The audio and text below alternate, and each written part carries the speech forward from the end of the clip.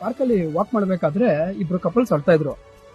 ನಾನು ಅವ್ರು ಕೇಳಿದೆ ಮ್ಯಾರಿಡ್ ಅಂತ ಕೇಳಿದೆ. ಇಲ್ಲ ಸರ್ ಅಂತ ಹೇಳಿದ್ರು ಅವರು. ಸೊ ನಾನು ಕೇಳಿದೆ ಯಾಕೆ ಏನಾಯ್ತು, ಏನಕ್ಕೆ ಕಳ್ತಿದ್ರ ಅಂದಾಗ ಅವ್ರದ್ದು ಮದುವೆ ಇದು ಕ್ಯಾನ್ಸಲ್ ಆಯ್ತಂತೆ. ನಾನು ಕೇಳಿದೆ ಏನಕ್ಕೆ ಕ್ಯಾನ್ಸಲ್ ಆಯ್ತು ಅಂದ್ರೆ ಆ ಹುಡುಗ ರೀಸೆಂಟ್ ಆಗಿ ಲೇ ಆಫ್ ಆಯ್ತಂತೆ. ಕೇವಲ ಲೇ ಆಫ್ ಗೋಸ್ಕರ ಹುಡುಗಿಯವ್ರ ಅಪ್ಪ ಅಮ್ಮ ಅವ್ರನ್ನ ಬೇಡ ಅಂತ ಹೇಳಿದ್ರಂತೆ. ನಾನು ಹೇಳಿದೆ ಅಲ್ಲ ಗುರು, ಬರೀ ಲೇ ಆಫ್ ಆಗಿದ್ದು ಒಂದೇ ಒಂದು ಕಾರಣ ಇಟ್ಕೊಂಡು ಅದ್ ಹೆಂಗ್ ಬ್ರೇಕಪ್ ಮಾಡಕ್ಕಾಗುತ್ತೆ ಅಲ್ವಾ? ಸೊ ನಾನು ಅವ್ನಿಗಂದು ಏನಾದ್ರು ಒಂದು ಬಿಸ್ನೆಸ್ ಸ್ಟಾರ್ಟ್ ಮಾಡು ಅಂದ್ರೆ ನಾನು ಕೊಟ್ಟಿದ್ದ ಸಜೆಷನ್, ಬಿಸ್ನೆಸ್ ಸ್ಟಾರ್ಟ್ ಮಾಡು, ಇಲ್ಲ ಏನಾದ್ರು ಒಂದು ಅಂಗಡಿ ಆರ್ದು ಇಟ್ಕೋ, ಬಟ್ ಅದೇ ಪ್ರೀತಿಸಿದ ಹುಡುಗಿನ ಮಾತ್ರ ಕಳ್ಕೊಂಬೇಡ ಅಂತ ಹೇಳಿದೆ. ಯಾಕಂದ್ರೆ ಅವ್ರು ಸುಮಾರು ಒಂದು 7 years ಆಫ್ ಲವ್ ಅಂತೆ ಗುರು. 7 ವರ್ಷ ಲವ್ ಅಂದ್ರೆ ನಾಟನ. ಹಾಗಾಗಿ ನಾನು ಹೇಳಿದಷ್ಟೇ, ಕಳ್ಕೊಂಬೇಡ ಹುಡುಗಿನ, ಹೆಂಗಾರ್ದು ಮಾಡಿ ಅವ್ರ ಅಪ್ಪ ಅಮ್ಮನ ಒಪ್ಸು, ಹೇಳು ನಾನು ಏನೋ ಒಂದು ಕೆಲಸ ಮಾಡ್ತೀನಿ, ನಾನು ನಿಮ್ಮ ಮಗಳನ್ನ ಸಾಕ್ತೀನಿ ಅಂತ ಹೇಳು, ಅವನು ಪ್ರೀತಿಯಿಂದ ಒಪ್ಸು. ಆದ್ರೆ ಯಾರ ವಿರೋಧಿನೂ ನೀವು ಕಟ್ಕೊಂಬೇಡ ಗುರು, ಹೇಳ್ತಿದ್ದೀನಿ ಕೇಳು. ಪ್ರೀತಿಯಲ್ಲಿ ನೀನು ಒಪ್ಸಿ ಮದ್ವೆ ಆಗ್ತಿಲ್ಲ, ಅದೇ ನಿಜವಾದ ಪ್ರೀತಿಗೆ ನೀವು ಕೊಡೋ ಬೆಲೆ ಅಂತ ನಾನು ಹೇಳಿ ಅವ್ನಿಗೆಲ್ಲ ಮಾಡಿದೆ.